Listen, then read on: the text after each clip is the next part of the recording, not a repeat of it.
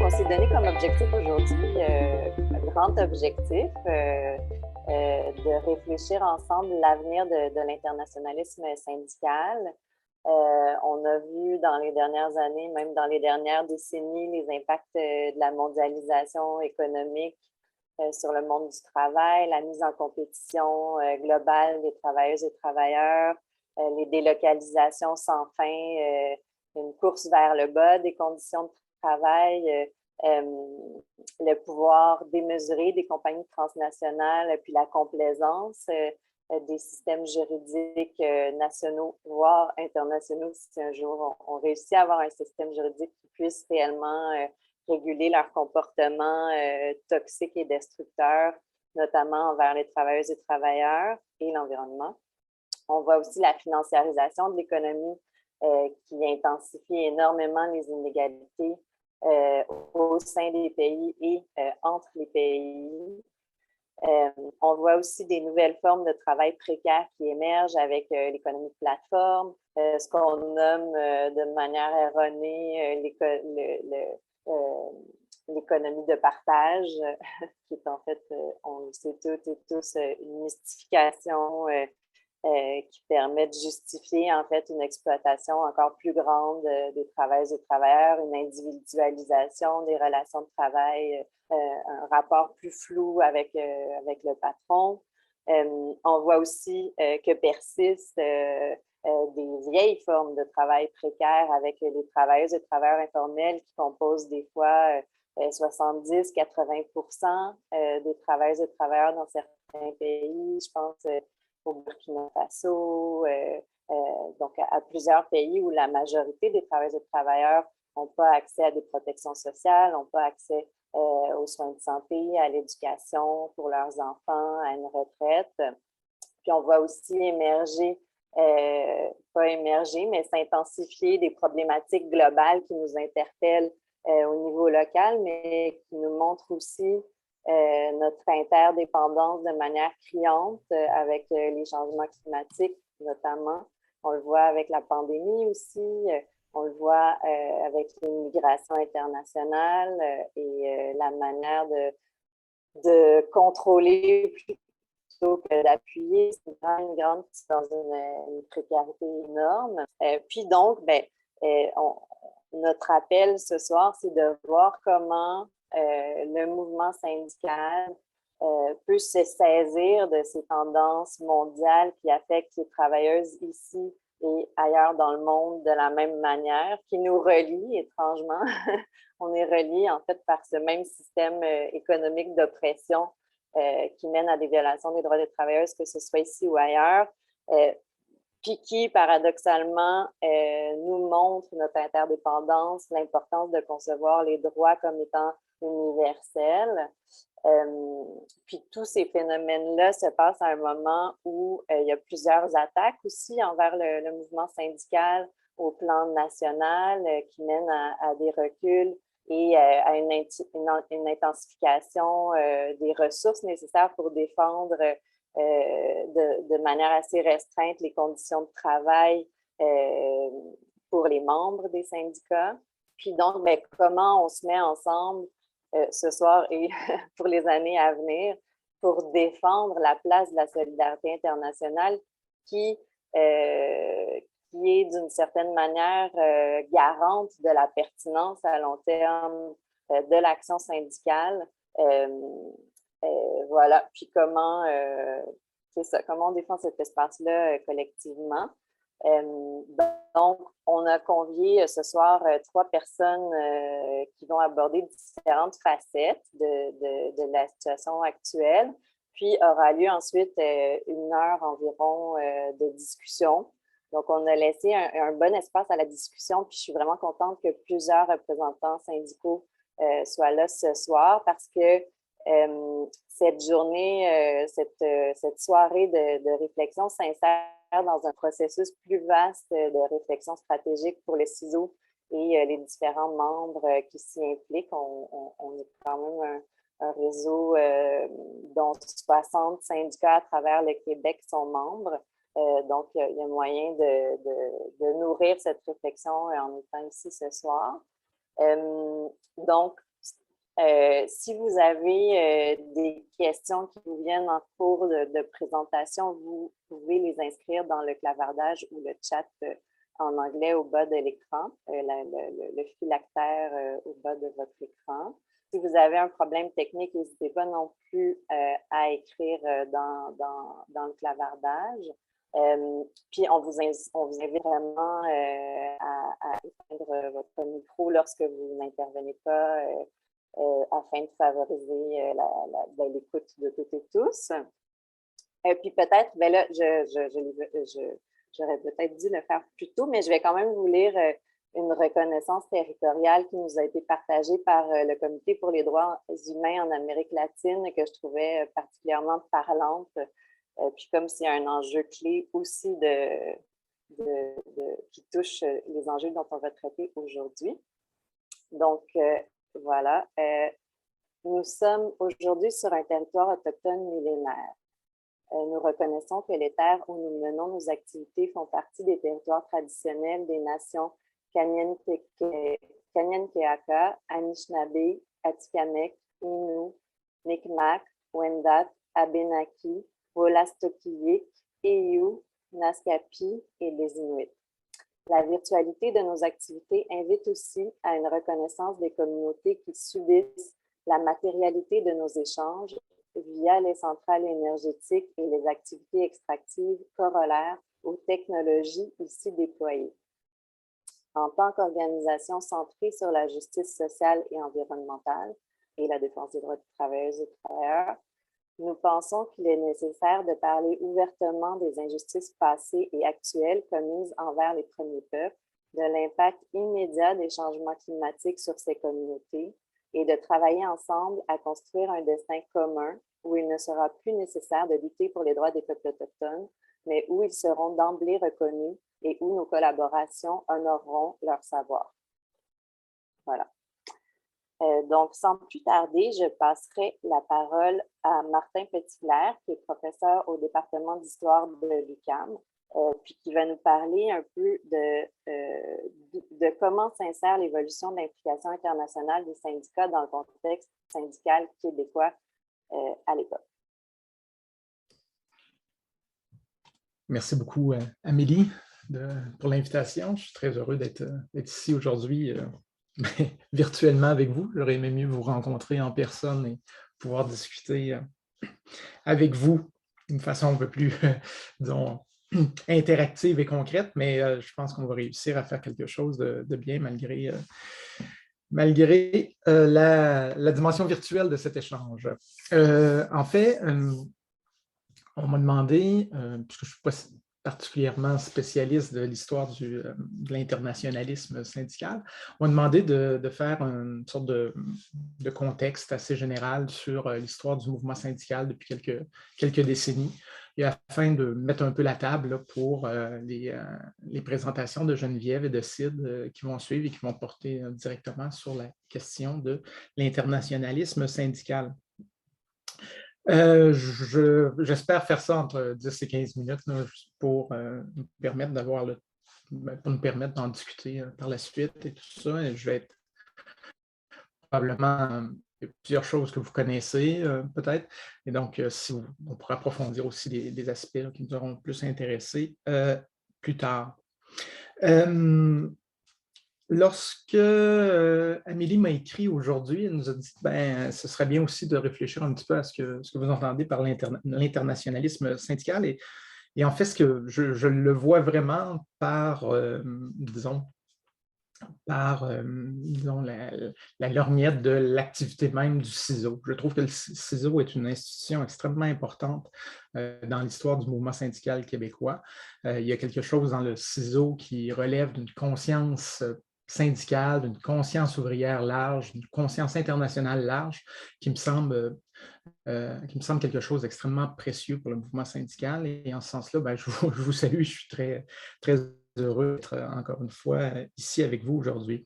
Mais d'une part, ce que je voulais dire à propos de cet internationalisme syndical et plus précisément à propos du CISO, c'est que évidemment, le CISO ne représente pas l'ensemble des activités internationales du mouvement syndical québécois.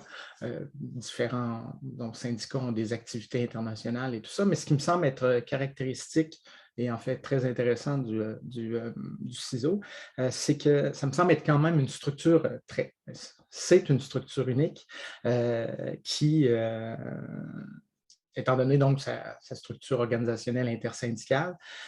C'est unique aussi par la nature de son militantisme, unique aussi par ses activités, ses réseaux internationaux. Donc, il y a quelque chose là qui me semble assez bien représenter ce que devrait être, disons, une impulsion vers l'internationalisme syndical.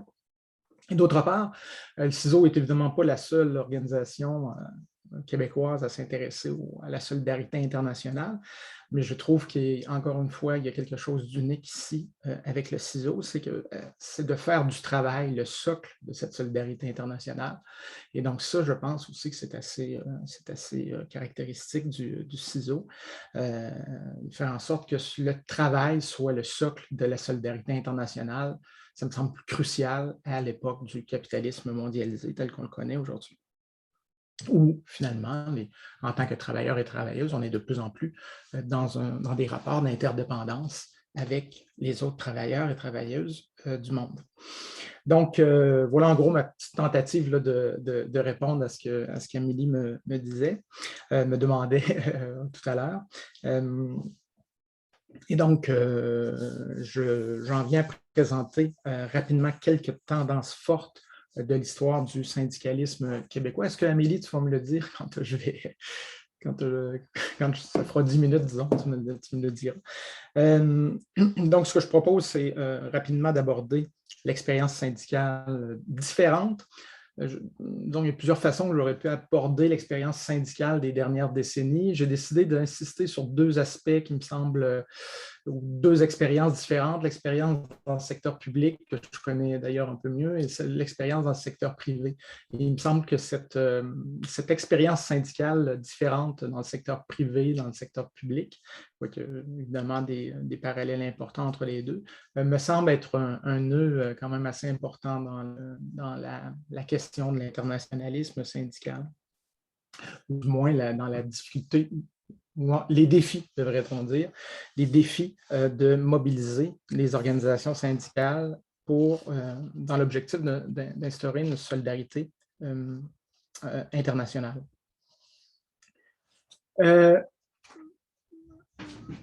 D'abord, en ce qui concerne le secteur public, je vais commencer par là. Lorsque le CISO a été créé en 1975, une bonne partie du mouvement syndical québécois était alors engagée dans des fronts communs intersyndicaux lors des négociations du secteur public. Je pense que le fait que le CISO soit né à ce moment, qui est probablement le moment le culminant de l'intersyndicalisme au Québec, il y a quelque chose de très révélateur là-dedans. Il faut voir que il y avait de l'intersyndicalisme dans le privé, mais il y avait aussi, évidemment, dans le public à l'époque. Et le fait que les syndiqués du secteur public négocient en front commun leur convention collective avec l'État, ça a donné une dimension très, très forte à cet intersyndicalisme qui a pris la forme donc du Front commun, surtout dans les années 70. Malgré une répression très féroce de ces fronts communs, il y a une violence dans les relations de travail, à la fois dans le public et dans le privé. Donc, malgré une répression féroce. Les travailleurs et travailleuses du secteur public ont fait certains gains significatifs. Ils n'ont pas obtenu tout ce qu'ils revendiquaient, mais certains gains significatifs dans l'amélioration de leurs conditions de travail, de leur salaire, de la protection d'emploi, etc. Une chose assez importante qu'il faut souligner, c'est que ces améliorations touchaient des secteurs d'emploi traditionnellement féminins, traditionnellement peu syndiqués, et ça a eu un impact majeur sur la transformation du mouvement syndical. Je tiens à le préciser parce que, disons, à partir des années 80, on assiste à une féminisation, ou en tout cas, disons, une présence féminine beaucoup plus forte dans le mouvement syndical. Et ça c'est quelque chose qui a renouvelé profondément le mouvement syndical. Et souvent, on a un discours nostalgique sur la mobilisation des années 70 et on perd de vue cet aspect majeur des années 80 avec la présence de plus en plus importante des femmes dans le mouvement syndical. Et donc, je le vois comme quelque chose de très, très important et de le souligner, de le rappeler, parce qu'on des fois, on se lance dans un regard un peu nostalgique sur les grandes luttes des années 70 en oubliant que c'est un mouvement qui était essentiellement masculin à l'époque. Cependant, donc, à la fin des années 70, la mondialisation néolibérale va s'imposer alors que les pays occidentaux entrent dans ce qu'on va appeler la crise du capitalisme fordiste, qui transforme profondément les sociétés occidentales, notamment, dont le Québec. Je vais revenir, donc, comme je le disais, sur les répercussions assez dévastatrice sur le secteur privé dans l'économie québécoise, mais dans ce qui concerne donc le secteur public, cette transformation-là va engendrer des grands affrontements avec l'État québécois, un peu dans la foulée des grands conflits des années 70, mais cette fois-là, les rapports de force, ou le rapport de force entre le mouvement syndical dans le secteur public et l'État va être beaucoup moins favorable, va être plus défavorable, si je peux dire, à l'égard des syndiqués du secteur public. D'ailleurs, on assiste à ce moment-là, à partir du début des années 80, au tournant des années 80, à un déclin rapide là, des solidarités intersyndicales. On assiste aussi à, disons, un certain nombre de reculs là, dans le secteur public, dans les conditions de travail, l'organisation du travail, la liberté d'association, l'exercice du droit de grève que je connais bien, que j'ai étudié, etc. Donc, le syndicalisme dans le secteur public est assiégé par ces transformations à partir des années 80, qui perdurent dans les décennies jusqu'à aujourd'hui, en fait. Cela étant dit, donc, ce n'est pas pour minimiser cet impact assez majeur de ces transformations sur le syndicalisme du secteur public. Cela dit, le syndicalisme du secteur public va réussir à préserver, si on peut dire, ses organisations.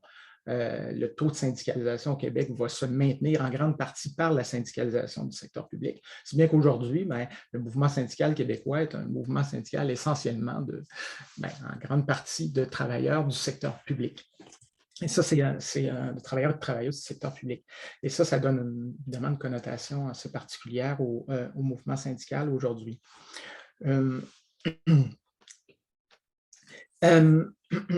Donc, une présence quand même assez forte du syndicalisme du secteur public, qui représente une force potentielle, ce qui est sous-exploité, mais quand même une force potentielle assez grande pour impulser le changement social au Québec.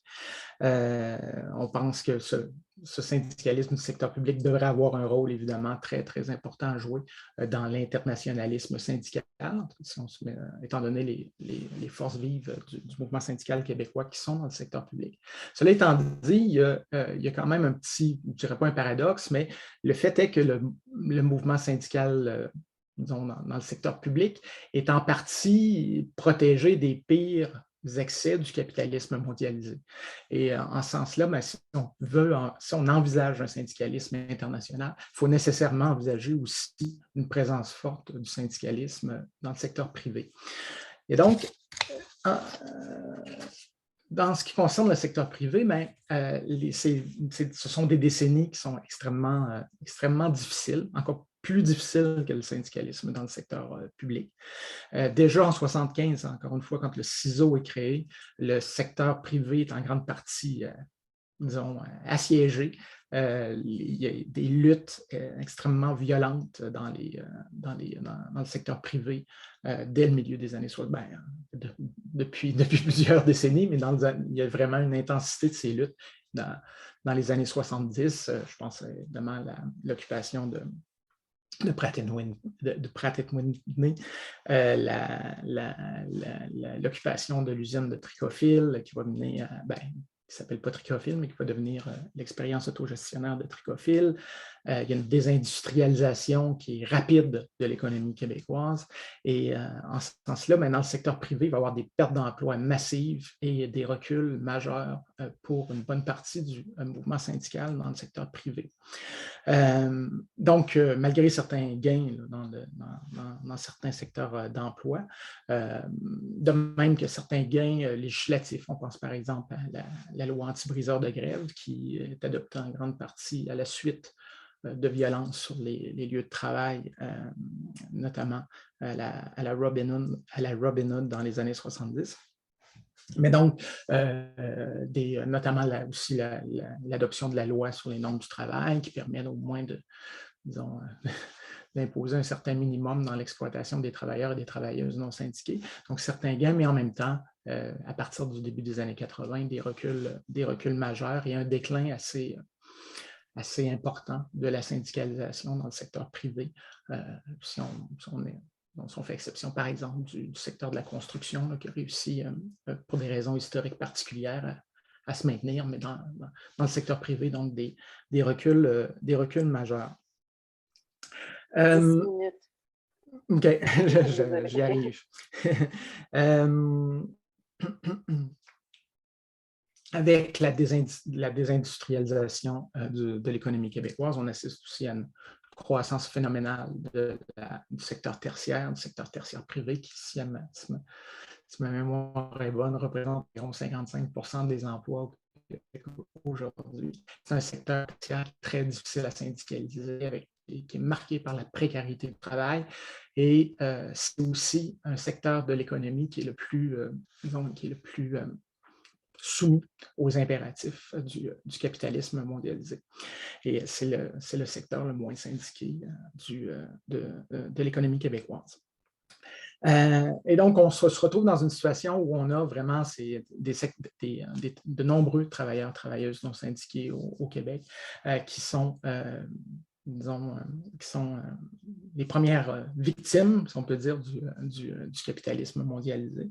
Et je pense que si on doit envisager des conditions pour renouveler ou revigorer l'internationalisme syndical, il doit y avoir un effort qui soit consacré à la syndicalisation de ces travailleurs et travailleuses-là, qui me semble être une condition essentielle pour développer l'internationalisme syndical. Donc, je propose en quelque sorte, et je conclue là-dessus, mais une sorte de deux fronts, pour reprendre une vieille terminologie de la CSN. D'une part, donc, évidemment, je pense que vous avez bien compris à quel point j'estime les activités du CISO et le militantisme qui est tourné vraiment vers l'institutionnalisation de réseaux internationaux afin de rendre vivant concrètement l'internationalisme syndical. En même temps, je pense qu'il y a aussi la nécessité de s'assurer que les personnes les plus fragilisées au Québec par le capitalisme mondialisé puissent être protégées par le mouvement syndical. Et ça, il y a un effort, il y a un effort qui existe déjà, mais il y a vraiment, encore une fois, je pense, plus d'efforts à consacrer dans cette direction-là afin de s'assurer de protéger ces travailleurs et travailleuses. Je voudrais terminer simplement en disant que ça peut être facile un petit peu de sombrer dans le pessimisme syndical. Souvent, en tant qu'historien, j'ai une tendance à accumuler une histoire des défaites successives et à un moment donné, ça devient un peu paralysant pour l'action syndicale dans le présent. Et je voulais terminer quand même en rappelant qu'il y a des raisons quand même d'être raisonnablement optimiste. D'une part, on est toujours, disons, enclin à penser à la faiblesse du mouvement syndical québécois. En même temps, le mouvement syndical québécois, si on le regarde d'une façon objective, il y a un potentiel là, qui est assez visible, qui est assez important, même s'il est sous-utilisé, il y a un potentiel dans le mouvement syndical québécois qui mérite d'être rappelé. Deuxièmement, il y a toute une, disons, depuis quelques décennies, toute une conscience militante internationale qui s'est traduite dans de nombreux mouvements sociaux qui influence un petit peu le mouvement syndical. On pourrait penser qu'il faudrait que le mouvement syndical soit davantage influencé par cette nouvelle conscience internationale. Et on peut penser que le mouvement syndical va finir par être de plus en plus influencé, d'orienter son action syndicale de plus en plus en ayant en tête ces enjeux internationaux, ne serait-ce que pour, d'une part, la justice sociale, qui est un aspect essentiel, évidemment, avec la montée des inégalités sociales que l'on constate depuis quelques décennies, mais aussi pour la question de la justice environnementale, qui nous semble, qui est là et qui est très présente jour après jour, et on peut s'entendre, on peut penser que le mouvement syndical va, en tout cas, on doit certainement croire que s'il y a une solution à la justice environnementale, le problème de l'injustice environnementale, le mouvement syndical va devoir nécessairement avoir quelque chose à dire et un rôle important à jouer là-dedans. Et donc, je voulais terminer là-dessus, sur cette petite note d'espoir. Je pense qu'on peut raisonnablement, encore une fois, penser qu'il y a encore beaucoup de choses à faire avec le mouvement syndical. Et en ce sens-là, j'espère que Geneviève et Sid pourront poursuivre dans cette voie un petit peu plus optimiste.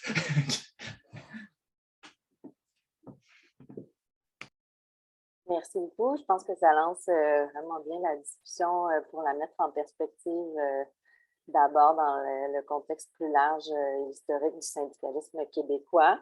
J'aime bien qu'un historien nous rappelle de ne pas être nostalgique. Je pense que c'est vrai, on a tendance à se dire simplement comment c'était beau la solidarité dans les années 70, mais il y a eu plusieurs écueils, il y a eu des scissions entre différents syndicats aussi. Donc, l'idée, c'est vraiment de regarder vers l'avenir. Mais d'abord, retournons encore vers le passé avec Geneviève, Geneviève Doré, qui est aussi professeure au département d'histoire à l'UQAM, qui va plutôt nous parler, je vais reprendre le titre, des lignes de force de la solidarité intersyndicale avec l'Amérique latine, à partir d'une étude préliminaire des archives du CISO. Super, merci beaucoup, Amélie. Merci beaucoup pour l'invitation. Je suis ravie d'être parmi vous ce soir. Écoutez, ce que je vais faire, je vais vous présenter certaines idées sur lesquelles je travaille actuellement dans le cadre de publications à venir. Veuillez noter aussi que je vais me concentrer exclusivement sur la première décennie d'existence du CISO. Et c'est un travail qui est en cours là, de production. Et donc, ce sont des résultats de recherche préliminaires. Le reste suivra sous peu.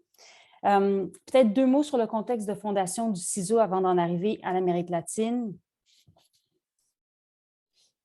Donc, la CISO entame son aventure en juillet 1973, alors que des militantes des 3 centrales syndicales du Québec, donc la CSN, FTQ, CEQ, lancent le projet de réunir au sein d'une même conférence des travailleurs et des travailleuses en provenance de l'Amérique latine, des Caraïbes, d'Afrique, du Moyen-Orient et du Québec. La Conférence internationale de solidarité ouvrière, d'abord prévue à l'été 1974, puis repoussée d'1 an, aura finalement lieu à Montréal en juin 1975, à la suite d'une année d'organisation et d'éducation politique auprès des classes ouvrières du Québec. Le slogan de la conférence se voulait d'emblée rassembleur et je cite « Même ennemi, même lutte, même combat ». Cette formule reflète l'objectif central de la conférence à venir, soit celui de prendre conscience qu'une lutte ouvrière commune a mené de front sur les scènes nationales et internationales. Donc, les dynamiques propres au capitalisme global avaient été ressenties à l'époque très durement par les travailleurs et les travailleuses du Québec, notamment dans la foulée du choc pétrolier de 1973. Donc, ça va engendrer hausse de l'inflation, hausse du taux de chômage, une précipitation également des délocalisations des multinationales qui vont cesser leurs activités dans la province. Donc, c'est un peu le début de la crise dont nous a parlé Martin il y a quelques instants. Puis, les documents préparatoires à la CISO enjoignaient aux classes laborieuses québécoises de parfaire leur éducation politique pour pouvoir mieux comprendre l'interdépendance nord-sud qui animait les luttes syndicales. Donc, réinvestir l'idéal de l'internationalisme syndical s'impose dès le départ comme le fer de lance de la conférence de juin 1975, donc on appelle la CISO, comme vous le savez tous et toutes. Cet objectif restera également au cœur des ambitions du Centre international de la solidarité ouvrière, donc du CISO, pendant les décennies suivantes. Donc là, quelques mots sur l'agencement avec l'internationalisme syndical qui va paver la voie finalement vers les liens avec l'Amérique latine. Donc, cet internationalisme syndical tel qu'envisagé par le CISO au cours de ses premières années d'existence passait par deux éléments clés. D'une part, le CISO entendait contribuer à la formation politique de ses membres et des mouvements syndicaux au Québec plus largement sur les dimensions globales et communes du capitalisme et de l'impérialisme. D'autre part, le CISO misait sur une pratique régulière de coopération et d'échange d'idées avec des mouvements syndicaux internationaux dans l'objectif de tisser des collaborations durables avec ces derniers et de pouvoir appuyer leur lutte syndicale anticapitaliste et anti-impérialiste et vice-versa. Donc, c'est dans ce contexte que le rôle de l'Amérique latine va se préciser. Donc, je vous rappelle au contexte d'un savoir politique à créer pour prendre conscience des structures globales du capitalisme et pas seulement s'envisager des travailleurs-travailleuses face à une classe possédante au Québec. Il fallait ouvrir l'horizon selon le CISO. Puis d'un autre côté, il fallait se donner les moyens de ses ambitions en créant des collaborations avec différentes centrales syndicales qui se trouvaient à l'international et surtout dans les pays du Sud global. Les liens solidaires que le CISO entretenait avec des alliés syndicaux du Sud ne se limitèrent pas aux pays de l'Amérique latine, mais il n'en demeure pas moins que cette région occupa une place, sinon prépondérante, à tout le moins vraiment constante et absolument déterminante pendant la première époque de l'expérience du CISO en 1975 et 1984. Donc ça, on le peut voir là très facilement, ça s'est révélé dans les sources documentaires que j'ai consultées, que ce soit la revue Solidarité du CISO qui est publiée à l'époque, des rapports de stage, des rapports de l'exécutif de CISO dans ces années-là. Les liens avec l'Amérique latine, ils sont partout, ils sont très précis également. Donc, l'attrait du CISO pour l'Amérique latine dans les années 70 et 80 peut surprendre au premier abord. On est dans un contexte de guerre froide en Amérique latine.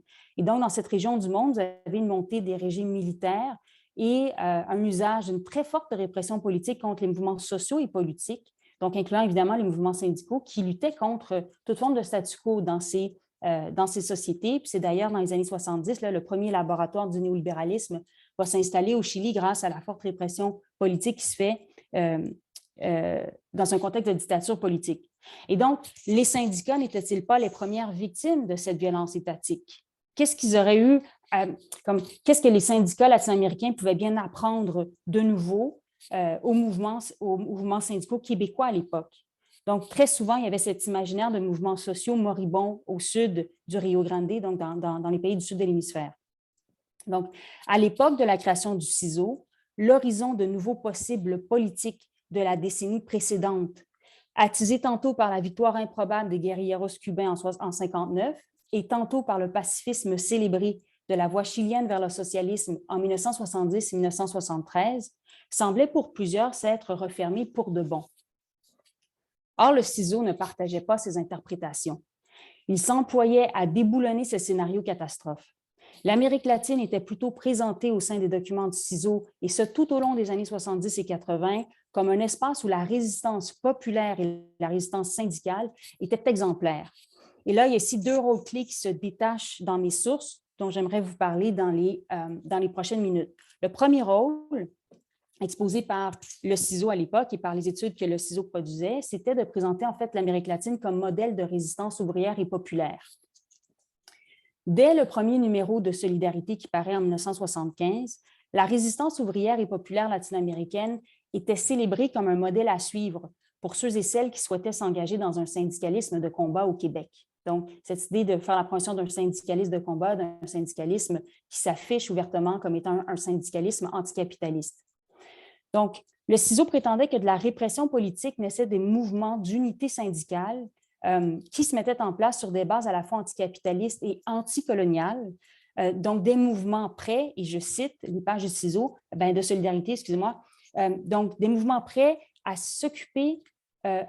s'opposer au syndicalisme d'affaires et revitaliser la démocratie syndicale.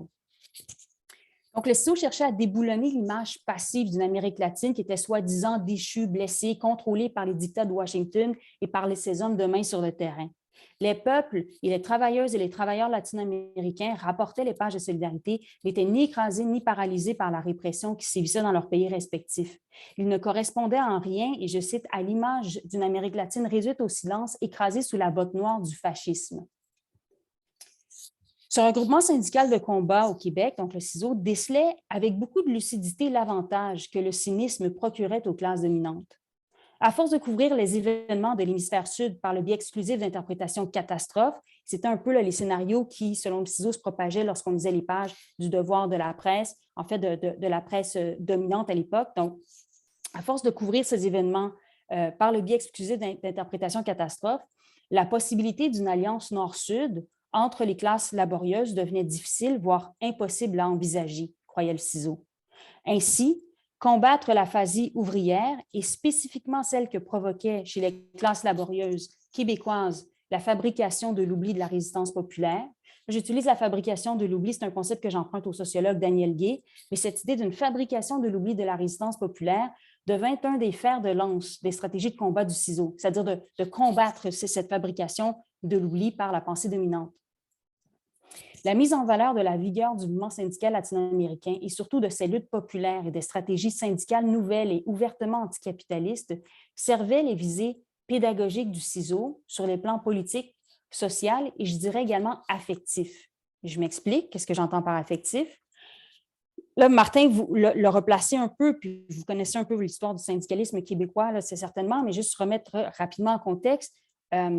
On est au milieu des années 70, contexte assez morose sur le plan national. Donc, le mouvement syndical vient de connaître des vagues d'arrestations arbitraires, de violences policières dans la foulée des lois des mesures de guerre entre 70 et 71. L'échec du Front commun a été suivi par l'adoption de lois spéciales à Québec pour limiter le droit de grève. En fait, ça s'est fait en même temps, là, excusez-moi Martin, de l'anachronisme. Et donc, il y a un peu ce contexte morose, puis on sent d'une certaine façon que le CISO essayait de convaincre les militants syndicaux au Québec que la lutte en valait la chandelle. Il fallait pour ce faire redonner espoir aux syndicalistes québécois et trouver des moyens pour combattre le cynisme et le découragement qui s'immisçait dans certains rangs syndicaux au Québec. Bref, il fallait créer des interstices capables de régénérer l'imaginaire utopique syndical, moteur de l'action militante. J'utilise l'imaginaire utopique syndical, ici le mot utopie qui fait référence à des mondes de possibles nouveaux, la capacité d'envisager le monde autrement que par la société qui nous entoure, plutôt que comme étant un plan machiavélique là, d'une description parfaite du futur. Donc, dans ce désir de régénérer un imaginaire utopique syndical, l'exemple de l'Amérique latine assistait le CISO dans cette tâche-là.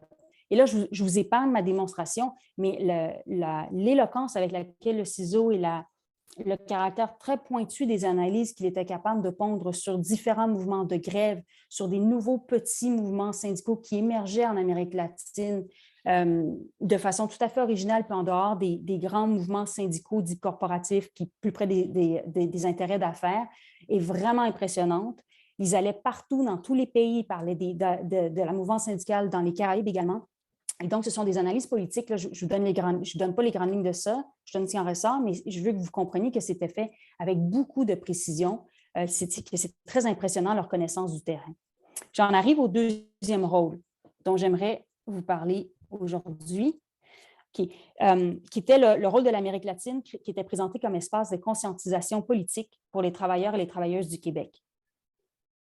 Donc, un des objectifs importants du CISO était de faire comprendre aux travailleurs et aux travailleuses québécoises que leur lutte faisait partie d'un combat plus grand que celui qu'elles étaient en mesure d'entrevoir par le biais de combats et d'études exclusivement québécois.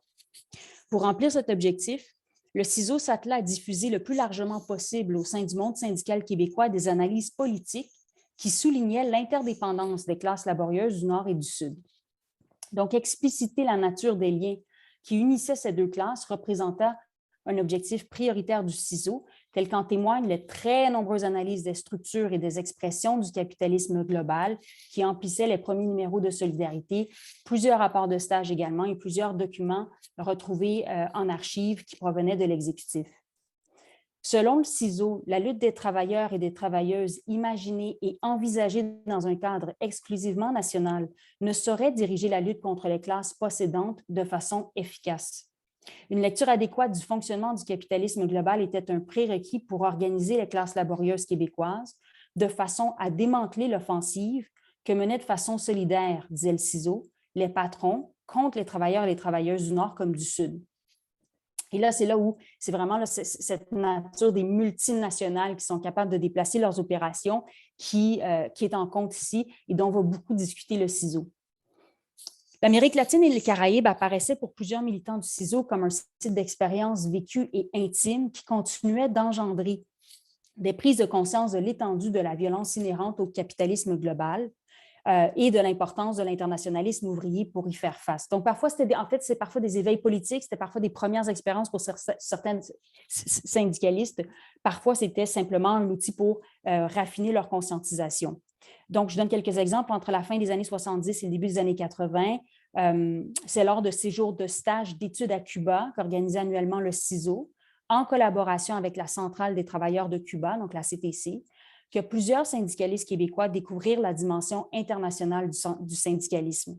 C'est aussi lors de ces séjours cubains qu'ils et elles vécurent une première expérience directe du socialisme.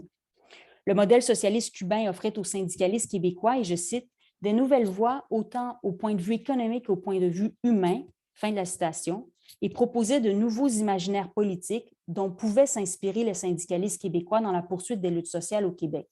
Et là, petit bémol, juste que vous compreniez, il ne s'agissait pas, lorsque les syndicalistes revenaient de leur séjour de stage, ce n'était pas d'appliquer le modèle socialiste cubain au Québec. Loin de là, encore une fois, c'est des analyses et des réflexions qui étaient très raffinées, dont ils s'inspiraient de leur expérience, mais très certainement, ce qu'il en ressort, c'est qu'il y avait tout d'un coup une nouvelle capacité à imaginer le Québec autrement que par les anciens outils de réflexion dont ils disposaient avant leur départ vers les pays du Sud.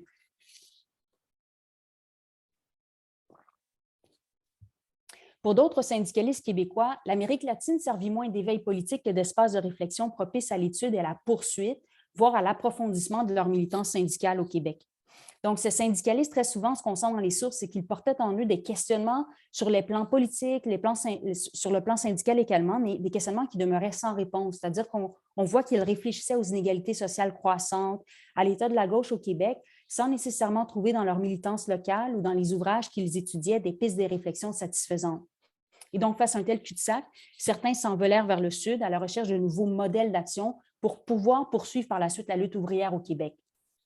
Donc, on sent un désir de ressourcement, vraiment dans les sources, c'est ce qui ressort. Et donc, pourquoi choisir spécifiquement l'Amérique latine pour parfaire son éducation syndicale dans ce cas-ci? Le titre de l'entrevue publiée en 1976 dans les pages de Solidarité, suite au retour de 4 syndicalistes québécois après un séjour d'1 an dans cette région, souffle déjà une partie de la réponse, et je cite, « En Amérique latine, la réalité de la lutte des masses est quotidienne, elle est palpable. » Donc, il s'agissait pour ces militantes et ces militants de se trouver dans le feu de l'action. Ils avaient voulu voyager en Amérique latine dans l'objectif de se dépayser d'abord, mais surtout d'apprendre des luttes anticapitalistes qui se déroulaient dans les pays du sud de l'hémisphère. Des luttes dont ils ne maîtrisaient pas encore la nature, si on le sent dans les écrits, encore moins la portée, mais qu'ils pressentaient justes et empreintes de solutions originales. Je cite, « Il m'apparaissait plus stimulant d'aller approfondir la réalité de l'impérialisme et du capitalisme en Amérique latine qu'en Europe, par exemple. » Fin de la citation, commente Clément Guimont sur les raisons qui l'avaient motivé à voyager dans la région. En vérité, le Québec n'était jamais loin des réflexions de ces voyageurs.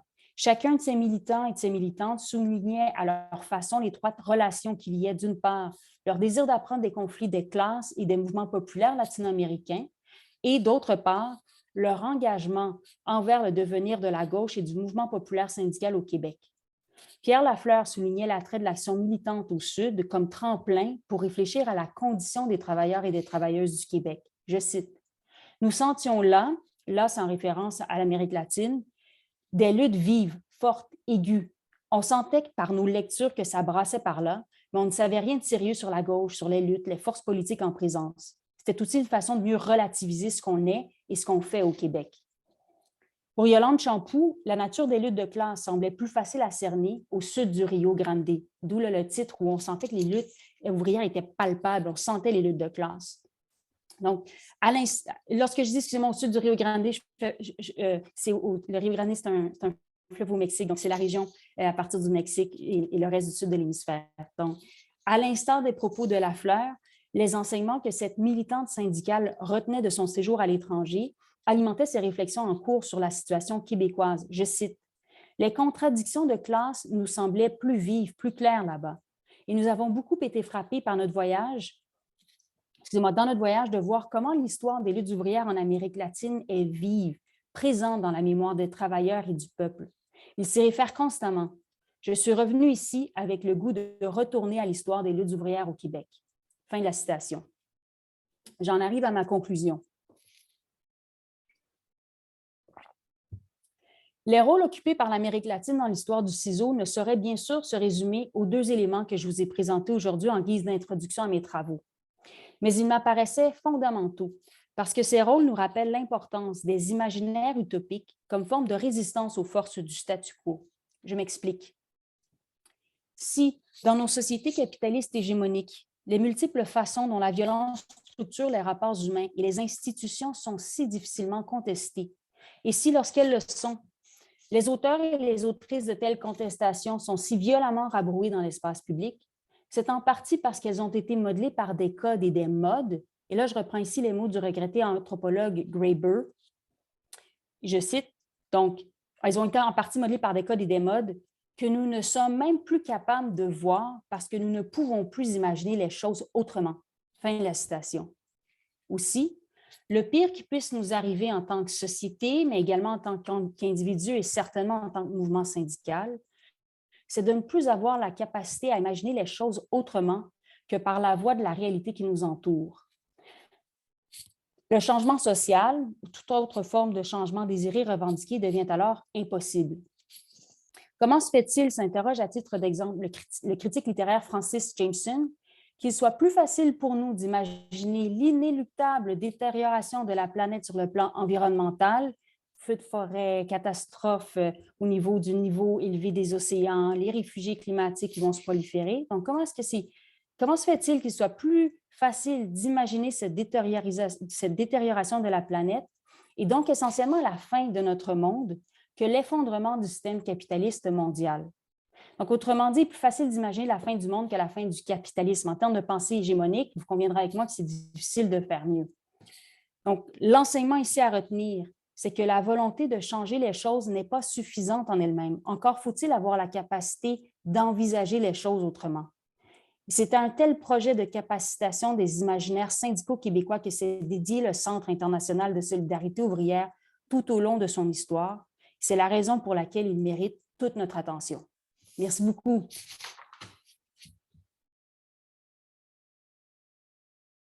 Merci beaucoup, Geneviève. C'est vraiment presque touchant d'entendre ton témoignage, ou en tout cas ton analyse après être passé à travers les archives du CISO. Puis je pense que ça nous... peut-être que, comme la stagiaire que tu citais, ça nous montre l'importance de retourner vers l'historique pour nous redonner des forces aussi pour l'avenir. Tu soulignais notamment l'importance de l'éducation politique sur un projet social plus vaste que sur des luttes spécifiques pour susciter une compréhension réelle du monde et des dynamiques mondiales. La nécessité puis la bouffée d'air, en fait, de la solidarité internationale pour imaginer autrement un lieu de création, peut-être même un pouvoir anti-hégémonique auquel on a accès. Mais je trouve ça intéressant de voir la solidarité internationale comme étant aussi un moyen de réinventer le syndicalisme ici, un lieu de ressourcement d'alternatives. Je pense que c'est porteur dans notre réflexion. Merci. On aura la chance de développer plus pendant la discussion. Je passe maintenant la parole à Sid Ahmed Soussi. On dirait que je trahis mon passé avec mon alma mater, mais qui est aussi professeur du département d'histoire de l'UQAM, pardon, département de sociologie de l'UQAM, et qui va parler plutôt de l'évolution de l'internationalisme syndical au Québec dans les années plus récentes. Bonjour, merci beaucoup Amélie de cette invitation. J'avoue que je suis plus à l'aise maintenant dans la présentation que je vais faire, surtout après avoir écouté mes deux confrères historiens. Et donc, je vais pouvoir m'ajuster en vous parlant de choses un petit peu plus, en bon sociologue, enfin en sociologue que je suis. Je vais vous parler des choses un petit peu plus récentes et surtout plus terre à terre, j'allais dire, entre guillemets. Alors, il m'a été donné de travailler, de collaborer, en tout cas dans le cadre avec le CISO depuis plusieurs années, notamment d'ailleurs à la faveur de certaines activités organisées, en particulier par la FTQ et la CSN, autour justement de la solidarité internationale avec des pays d'Amérique latine. C'était l'objet de l'intervention de Geneviève, mais je rappellerai aussi par ailleurs qu'il y a un autre volet dans beaucoup d'autres régions du Sud, en particulier en Afrique aussi, développé par d'autres, évidemment, comme vous le savez tous, aussi par d'autres partenaires du CISO. Nous aurons l'occasion de revenir là-dessus. Alors, moi, je vais vous parler, je vais essayer de ne pas être un discours trop universitaire, là, pour détendre un peu l'atmosphère. Là, je vais vous parler de deux choses. Je vais vous parler d'un programme de recherche que j'ai mené depuis plusieurs années, depuis 2003, plus exactement, depuis l'annonce par le Guy Ryder, à l'époque, le président de la CISL, de la fusion qui allait se faire pour la restructuration de ce qu'il appelait le mouvement syndical international. Donc, et puis, je vais vous parler aussi de la création de cette CSI, d'une part, donc un travail sur les principales conclusions d'un travail de recherche sur ce que j'ai appelé le mouvement syndical international, d'une part, et d'autre part aussi, je vais vous parler d'un indicateur qui nous permettrait, peut-être on reviendra dans la discussion, c'est la deuxième partie, d'un indicateur qui nous permettra d'avoir une idée de l'action syndicale internationale et que sont ce qu'on appelle aujourd'hui les accords cadres internationaux. On va voir de quoi il s'agit exactement. Et enfin, troisième point, je vais parler de l'action syndicale, pour être plus concret, je vais parler de l'action syndicale des organisations, de l'action syndicale internationale des organisations syndicales québécoises, donc dans le cadre d'un projet de recherche que j'avais mené avec les représentants de la FTQ, de la CSN et de la CSQ, pour ne pas les nommer, Denise Gagnon, Richard Langlois à l'époque et Daniel Letourneau, et qui portait justement sur cette question-là de l'action syndicale, des organisations syndicales québécoises. Alors, je vous glisserai quelques mots des résultats qui ont été obtenus dans le cadre de ce projet de recherche. Alors, voilà un peu les trois parties que je vais aborder. Si jamais je déborde, Amélie, tu me le rappelles, je me rangerai à ton choix et je pourrais répondre aux questions par la suite sur les points que je n'aurais pas abordés. Alors, mais d'abord, de quoi parle-t-on lorsqu'on parle d'internationalisme syndical? Là aussi, ça, comme l'a souligné Martin tout à l'heure, je réponds à une demande spéciale aussi d'Amélie. Alors, de quoi parle-t-on? Et cette demande spéciale, entre guillemets, elle est particulièrement pertinente pour les sociologues et comme pour les historiens, la question se pose. Déjà même, lorsqu'on parle de syndicalisme, nous avons un problème parce qu'il s'agit à la fois de désigner des organisations, des syndicats comme tels, et de désigner aussi l'action de ces organisations, le militantisme, etc. Donc, alors, lorsqu'on parle de syndicalisme international, le terme est très ambivalent. Les sociologues rechignent beaucoup à l'utiliser. Je vais vous dire pourquoi. Parce que il n'y a, en sociologie du syndicalisme, on considère qu'il n'y a d'action syndicale que dans les espaces nationaux, puisque les organisations syndicales n'ont eu de cesse de mettre en œuvre deux stratégies principales, qui est la reconnaissance institutionnelle de leurs propres organisations, d'une part, et d'autre part, la recherche, la construction d'un droit public du travail, c'est-à-dire d'un mode d'encadrement juridique des relations du travail. Donc, dans les deux cas, nous avons là deux stratégies profondément ancrées dans les espaces nationaux. Alors, lorsqu'on parle de syndicalisme international, la question qui se pose, c'est comment projeter au niveau international ces deux types de stratégies. Je reviendrai tout à l'heure là-dessus. Donc, le terme de syndicalisme international, finalement, est de moins en moins utilisé comme terme, non seulement par les syndicats, d'ailleurs, les organisations syndicales, que par les observateurs aussi.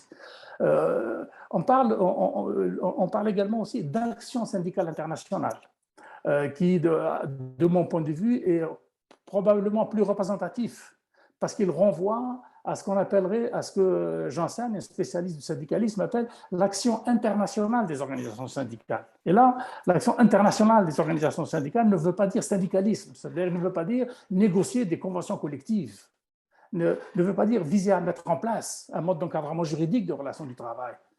Le distinguo est là, il pose problème aussi.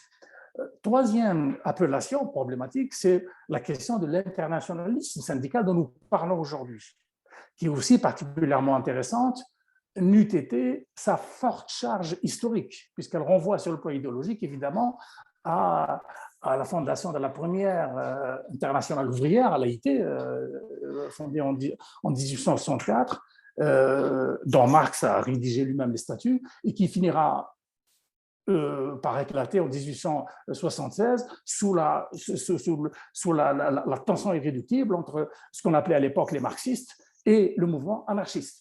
C'est ce qui a fait dire à l'époque à Marx ce fameux mot « tout ce que je sais, c'est que moi je ne suis pas marxiste », justement parce il trouvait cette distinction-là, cette opposition-là factice. Et ça a signé la mort d'ailleurs dans la première action syndicale internationale. Donc le terme internationalisme syndical est encore aujourd'hui utilisé, mais fortement connoté par ses origines idéologiques, et ce n'est pas pour rien d'ailleurs qu'on le retrouve aussi aujourd'hui, notamment utilisé dans le cadre de cette mouvance.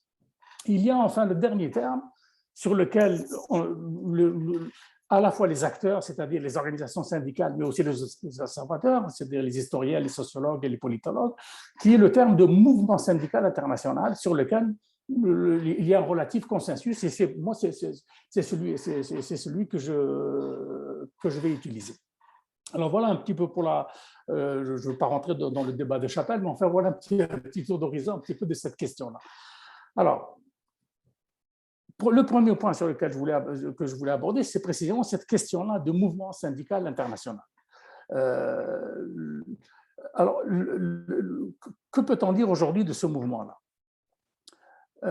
Au-delà de le fait d'organiser une action syndicale au niveau international, c'est-à-dire de se donner des dimensions internationales à l'action syndicale, comme je vous l'ai dit tout à l'heure, a toujours été problématique pour les organisations syndicales, précisément parce qu'elles ont toujours l'habitude de travailler dans des espaces nationaux, d'une part, et d'autre part, d'avoir des objectifs qui visent à garantir leurs acquis, c'est-à-dire la mise en place d'un droit public du travail, ce qui, au niveau international, pose d'énormes problèmes, puisque jusqu'à aujourd'hui, on ne peut pas parler de droit public international du travail, mais bien de droit privé. Je reviendrai tout à l'heure sur la question.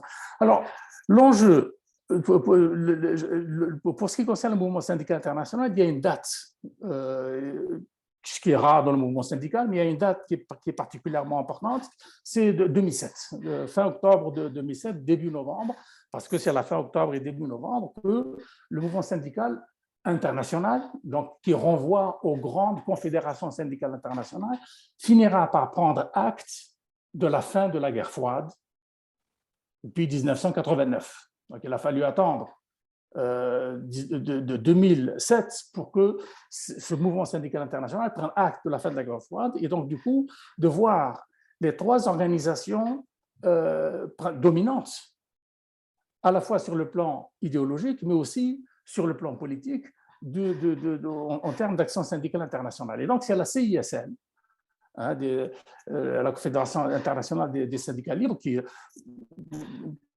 qualifié par certains de réformistes social-démocrates, va rassembler d'une part deux organisations, la CMT, c'est-à-dire la Confédération mondiale du travail, qui est d'obédience confessionnelle, qui rassemble donc des organisations syndicales dont en 100 ans la CSN a fait partie, comme la CTCC, et puis des organisations syndicales qui appartenaient, dont certaines appartiennent toujours d'ailleurs, à la Fédération syndicale mondiale, qui était la plus importante confédération syndicale internationale, qui était d'obédience marxiste révolutionnaire, mais qui, depuis la fin de la guerre froide, eh bien, a commencé à prendre du plomb dans l'aile et donc à avoir sa capacité d'influence sur le plan international de plus en plus réduite. Alors, pour aller plus rapidement, en fait, il s'agit là de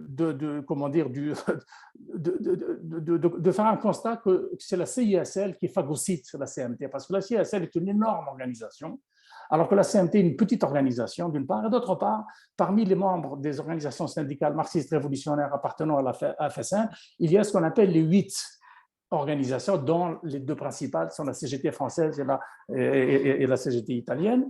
Et donc, c'est dans ce contexte-là qu'en 2007 va se former la CNSI, que nous connaissons aujourd'hui, la Confédération syndicale internationale. Alors, dans ce travail de recherche, l'idée pour moi, c'était d'essayer de faire un bilan. Que peut-on dire, et donc c'est ce que je vais essayer de faire avec vous aujourd'hui aussi, que peut-on dire aujourd'hui des conséquences, des retombées de la fondation de la CSI. Donc, quel bilan peut-on faire aujourd'hui de ce mouvement syndical international?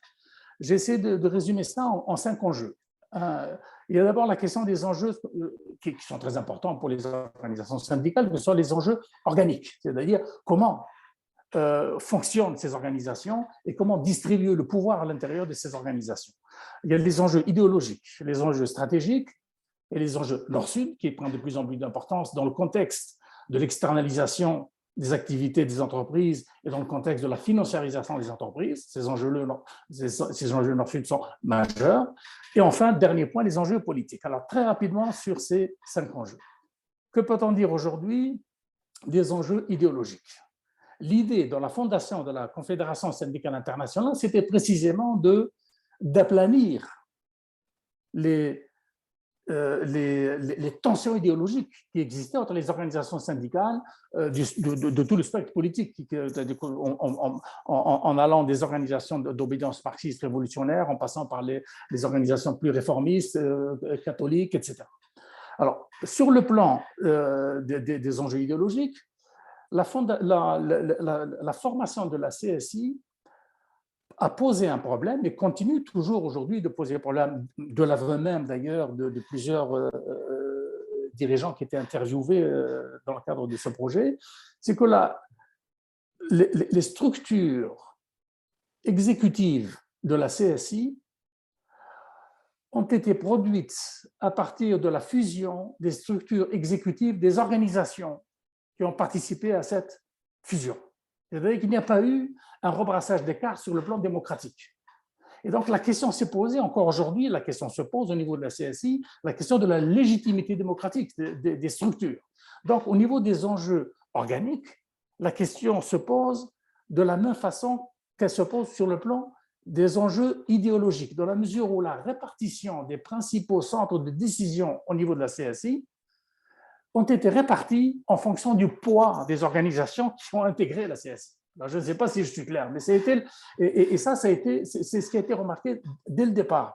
La question, je l'avais personnellement posée à Guy Ryder à ce moment-là avec un collègue, et lui-même nous disait que cela était vrai, mais que cela était indispensable à ce qu'il appelait, lui, le renouveau de l'action syndicale internationale. Donc, sur le plan des enjeux idéologiques, autant au niveau international, au niveau de la CSI, il y a un très fort, il y a un effort sérieux qui a été fait pour aplanir les difficultés, mais par contre, cet aplanissement des différences idéologiques ne s'est pas répercuté systématiquement au niveau local, c'est-à-dire au niveau national. Et donc, dans plusieurs pays, nous assistons encore aujourd'hui à la coexistence des anciennes organisations appartenant aux anciennes organisations mères de la CSI. Ça, c'est un constat majeur pour ce qui concerne les enjeux idéologiques et les enjeux organiques. Encore aujourd'hui, au Québec, nous avons bien entendu l'AFTQ qui travaille avec la CSN, qui travaille avec les CSQ, et chacune de ces organisations syndicales a sa propre identité, à la fois historique, politique, idéologique et organisationnelle. L'idée ici, ce n'est pas de jauger, de porter un jugement sur cette distinction. C'est simplement de constater le fait que les répercussions de la fondation de la CSI n'ont pas été nécessairement celles qui étaient prévues dans un premier temps. Donc voilà pour ce qui concerne les enjeux idéologiques et les enjeux organiques. Il y a un troisième enjeu, moi, qui m'avait semblé très important, parce que, j'ouvre une petite parenthèse, moi, ce qui m'avait intéressé, je vous le dis, ce qui m'avait intéressé dans le mouvement syndical international, c'était les rapports Nord-Sud. C'était comment pouvait-on laisser de la place au niveau des structures des organisations syndicales internationales, comme la CSI, comme avant la CSI, la CISL, sur laquelle j'avais travaillé, la CMT. Dans quelle mesure pouvait-on laisser de la place aux organisations syndicales du Sud qui étaient largement surreprésentées? Alors, et donc, on ne s'étonnera pas que donc, au niveau des enjeux stratégiques Nord-Sud, la question se soit posée aussi avec la fédération, avec la fondation de la CSI. Alors, là encore, là je vais très vite, là aussi, le contexte est très important. Depuis 2007 jusqu'à aujourd'hui, plus de 75% de la main-d'œuvre laborieuse, entre guillemets, dans le secteur industriel, se trouve dans les pays du Sud. C'est-à-dire que la classe ouvrière, elle est dans le Sud. Bien entendu qu'il y a une partie importante de la classe ouvrière aussi dans les pays du Nord. Mais l'essentiel de la classe ouvrière taylorisée, c'est-à-dire vraiment en tant que collectif du travail dans le secteur de la production industrielle, se trouve dans les pays du Sud, en particulier d'ailleurs dans la Chine, mais pas simplement. On va au Brésil, on va dans ce qu'on a appelé jusqu'à il y a quelques années les pays émergents, l'Inde, l'Afrique du Sud, le Mexique, etc. Or, autant dans la CISL, avant la fondation de la CSI, dans la CISL comme dans la CMT, autant que dans la CSI jusqu'à aujourd'hui, la représentation des organisations syndicales ouvrières du Sud reste largement en sous-effectif, je dirais. Reste largement, les organisations syndicales des pays du Sud restent largement sous-représentées à l'intérieur même de l'exécutif. Pourquoi? Plusieurs explications peuvent être évoquées, je ne vais pas toutes les énumérer, mais il y a une raison à cela aussi. Une des premières raisons, c'est ce que j'avais appelé dans le travail que j'avais publié là-dessus, la rigidité de l'histoire et le poids des structures qui continuent de se reproduire. Vous savez, les sociologues ont beaucoup travaillé sur la reproduction des organisations ou sur la tendance des organisations à se reproduire et à se réinstituer, et donc victime d'une force d'inertie. C'est ce qui s'est produit aussi au niveau donc, des organisations syndicales internationales, au niveau de la CSI. Pourquoi? D'abord, il y a la question du financement et des quotes-parts. Pour qu'une organisation syndicale soit membre de la CSI, il faut qu'elle cotise à la CSI à hauteur du nombre de ses adhérents. Par exemple, une organisation syndicale russe, ouvrière russe, qui voulait adhérer à la CSI, avait revendiqué plus de 3,5 millions d'adhérents. Du coup, on lui a dit, ben oui, mais là, il faut payer 3,5 millions de dollars pour être membre de la CSI. Du coup, le chiffre magiquement est descendu, on est descendu à quelque chose à un point un petit peu plus raisonnable, entre guillemets, pour éviter ce financement. Or, les organisations syndicales du Sud n'ont pas la capacité de payer leur adhésion. Et donc, ce qui se passe aujourd'hui, c'est qu'elles délèguent leurs responsabilités aux organisations syndicales du Nord avec qui elles coopèrent. Et donc, c'est ce qui se produit au niveau de la CSI aujourd'hui, c'est que vous avez des réseaux syndicaux extrêmement puissants, très importants, de solidarité entre les organisations syndicales du Nord, européennes en particulier, qui sont largement dominantes au niveau de la CSI, mais aussi avec la présence de la FLCIO également, et qui sont en lien avec des organisations syndicales du Sud. Et c'est ce qui permet aujourd'hui d'avoir un relatif équilibre des forces entre le Nord et le Sud, au niveau des structures de la CSI, au niveau de l'exécutif, mais aussi au niveau des différentes composantes de la CSI. Alors, je ne vais pas vous affliger de... Oui? Il te reste au maximum 5 minutes.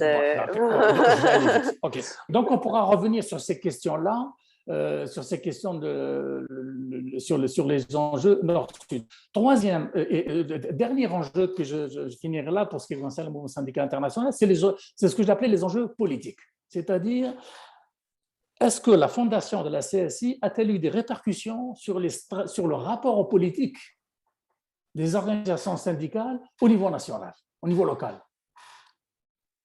Puisque l'idée de la CSI, c'est d'essayer de construire des ponts avec l'OIT, c'est-à-dire d'engager des débats et surtout augmenter la capacité d'influence de la CSI auprès de l'OIT. En fait, cette capacité d'influence s'est concrétisée, mais c'est un point de vue plus individuel, puisque le secrétaire général de la CSI est devenu président de l'OIT aujourd'hui. Il est devenu président aujourd'hui de l'OIT. Et donc, il y a une relative proximité, bien entendu, entre les CSI et l'OIT, d'où cette capacité d'influence de la CSI. Maintenant, sur le plan politique local, quelles ont été les répercussions de la fondation de la CSI au niveau politique local? Alors là aussi, les constats, j'utilise les résultats de mes propres recherches, mais aussi celles de collègues européens et américains en particulier. Le rapport à l'État n'a pas beaucoup changé au niveau des organisations syndicales. C'est-à-dire, les organisations syndicales nationales ont toujours cherché à porter la parole ouvrière, la parole des classes laborieuses, à travers l'institution d'un rapport politique travail, État, capital, dans lequel l'État serait le garant du dialogue et de l'équilibre des forces entre le capital, les grandes entreprises, les entreprises, et le monde du travail, c'est-à-dire les organisations syndicales. La fondation de la CSI là-dessus n'a pas eu beaucoup de répercussions à ce niveau-là, et il reste encore aujourd'hui que les organisations syndicales sur le plan national n'ont que très peu de possibilités de soutien au niveau international de la part de la CSI. Donc, mais tout cela reste encore aujourd'hui en discussion. Alors, voilà pour ce qui concerne le mouvement syndical international. Très rapidement, je vais passer sur la question des accords cadres internationaux, mais pour vous dire, je dirais juste un mot là-dessus au niveau syndical international, c'est que le principal outil, et ça c'est important de souligner aujourd'hui, le principal outil aujourd'hui sur le plan syndical reste les ACI, les accords cadres internationaux. Alors, qu'est-ce que c'est un ACI? Un accord cadre international, c'est lorsqu'une fédération syndicale internationale, il y en a 9 aujourd'hui, on en parlera tout à l'heure si ça intéresse certains pour voir lesquels, il y a 9 fédérations syndicales internationales et seules ces fédérations syndicales internationales sont habilitées à négocier un accord cadre international. Alors, qu'est-ce que c'est cet accord cadre? C'est un accord qui permet donc à une fédération syndicale internationale de signer une espèce de, appelons-la convention collective, c'est un ACI, ce n'est pas une convention collective, mais une sorte de convention collective de droit privé, c'est-à-dire que vous avez le président de la fédération syndicale internationale qui signe, ou la présidente, mais en face de lui, il y a le propriétaire de l'entreprise, le PDG de l'entreprise qui signe à titre privé. Donc, du coup, les ACI aujourd'hui, dans la quasi-totalité des ACI qui existent aujourd'hui, ces espèces de conventions collectives ne sont pas contraignantes pour les entreprises, d'une part, et d'autre part, elles relèvent du droit privé. C'est-à-dire, comme me disait un collègue, elles ont autant de mordants qu'un bébé de 6 mois. C'est-à-dire que si une entreprise ne respecte pas un accord cadre international, eh bien, ça n'a aucune espèce d'incidence sur quoi que ce soit au niveau de l'entreprise. Donc, pour les sociologues du syndicalisme, les accords cadres internationaux restent un instrument de mesure particulièrement intéressant lorsqu'il s'agit d'examiner aujourd'hui les retombées justement de l'action syndicale internationale. Donc, on pourra revenir tout à l'heure là-dessus. Dernier point, j'ai 1 minute ou 2? Oui, 1 minute. 1 minute. Alors, le troisième point porte sur le projet de recherche qui a été fait depuis 2011 et qui a fait l'objet d'une publication en 2015, de 2 publications. Je vais vous mettre le lien tout à l'heure pour que vous puissiez le regarder parce qu'il y a des détails beaucoup plus précis que ceux que je vais vous en dire.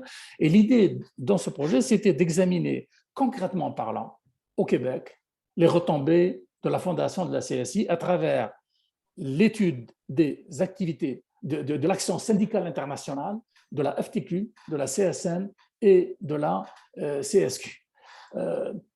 Alors, Alors, pour vous montrer un peu l'importance justement des dénominations, on avait utilisé en accord avec, parce que c'est une recherche partenariale, donc qui engage les 3 organisations dans le cadre du service à la collectivité de l'UQAM qui a financé cette recherche-là.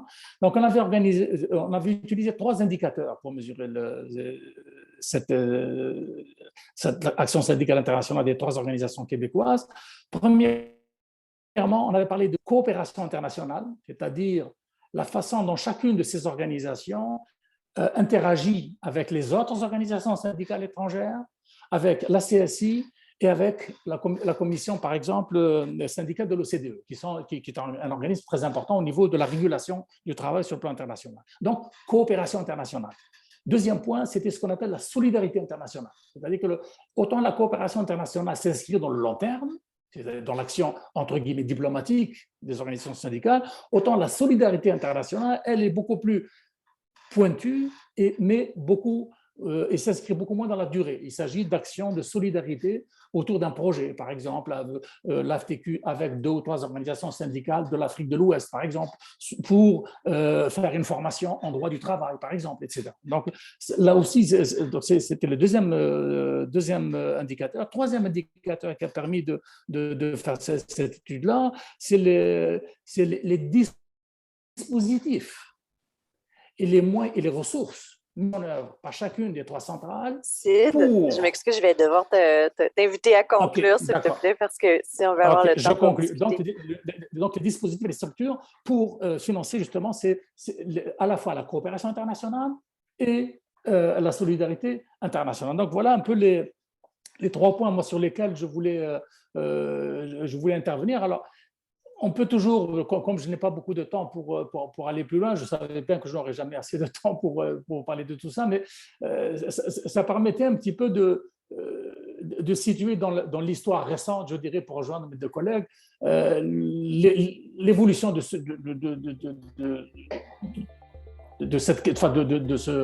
cet acteur qu'on appelle le mouvement syndical international. Mais là, je vais m'arrêter là. Puis merci. Il reste à vous remercier toutes et tous. Je pense que clairement, un des aspects clés qui a été soulevé, c'est l'importance de l'éducation politique, de revenir vers les bases pour vraiment faire connaître les enjeux de solidarité internationale, mais aussi leur importance au localisme actuel. Après, la prochaine étape, ce sera de voir comment rejoindre les bases syndicales. Puis donc, c'est tellement une richesse incroyable que vous soyez ici ce soir pour nous aider à trouver des moyens concrets de rejoindre ces bases syndicales-là. C'est quand même un défi, vous savez, qui sont toutes et tous très, très sollicités. Mais je veux vraiment vous remercier Martin Petitclerc, Geneviève Doré, Ahmed Soussi, qui ont donné de leur temps pour nourrir la discussion. Je vous remercier pour toutes vos réflexions, puis vous dire aussi que toutes les interventions vont nous aider à poursuivre ce processus-là d'institutionnalisation puis d'ancrage de la solidarité internationale, que ce soit syndicale ou intersyndical. Donc, on risque de vous donner d'autres rendez-vous dans les prochains mois pour faire le suivi de l'avancement de notre démarche. Puis donc, on se dit donc à la prochaine. Puis merci de votre appui puis de votre contribution. Aussi, comme président du CISO, je tiens à vous remercier aussi de votre présence et de votre participation ce soir-là. Merci à tout le monde. Oui, puis joyeuses fêtes. Merci beaucoup. Prenez soin de vous surtout. Merci à tout le monde. Bonne soirée. Merci à tout le monde. Merci. Bye tout le monde. Bye. Merci à tout le monde. Bye. Joyeuses fêtes. Salut tout le monde. Merci beaucoup. Merci. Bonne année de solidarité internationale. On se reparle, Geneviève. Bye bye.